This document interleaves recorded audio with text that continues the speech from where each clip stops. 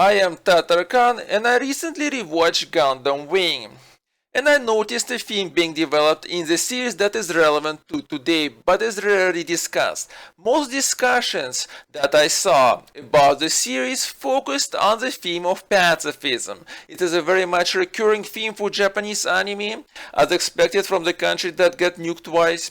However, the theme that is missed in the discussions is that of the AI and of a remote battlefield. This theme is developed through the antagonist in the series, Oz. Actually, more specifically through the characters that surround Tresco Shinada, leader of Oz.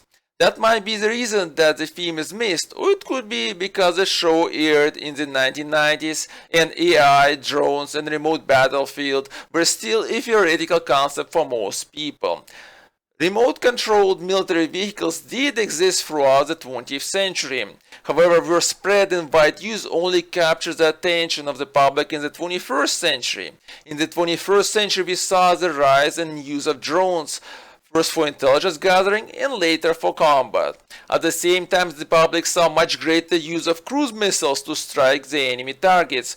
When it comes to cruise missiles and other weaponry of the same kind, they existed throughout the 20th century. However, much of the arsenal that was developed did not see much usage until 1990s.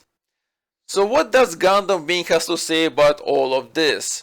Well, as the show progresses, we see that Tresco Shinada, leader of Oz, values his soldiers based on their capacity as warriors. He and those who are his closest allies seek out battles in one-on-one engagements with their opponents. Tresco Shinada leads by example, engaging Wu Fei in one-on-one duel. The reason of use of mechs or mobile suits is given as the fact that they look like humans and so personifies the combat between two humans. Throughout the show, Tresco Shinada believes that there is a meaning in a conflict only when humans are participating in it.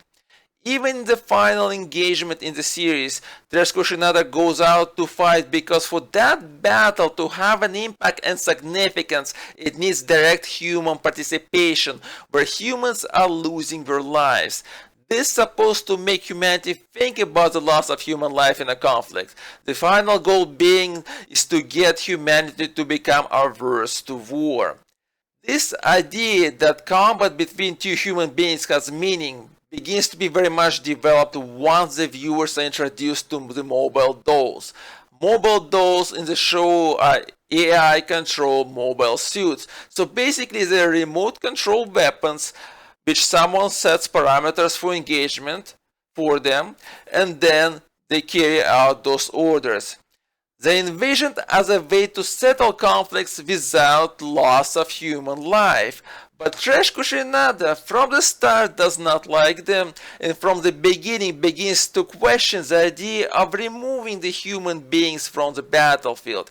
In his view, the fight has no meaning when it is performed by machines, and Tresco Shinada believes that commanders who have no experience of combat in which they participate personally are not able to see the meaning of that combat or its significance.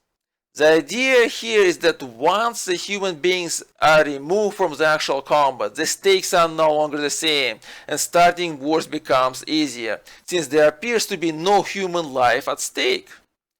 So let's circle it back to the real world in our current time. We see that with development of drones and missilery, the modern battlefield has become more remote. It is not fully remote, as humans are still engaged in frontline combat.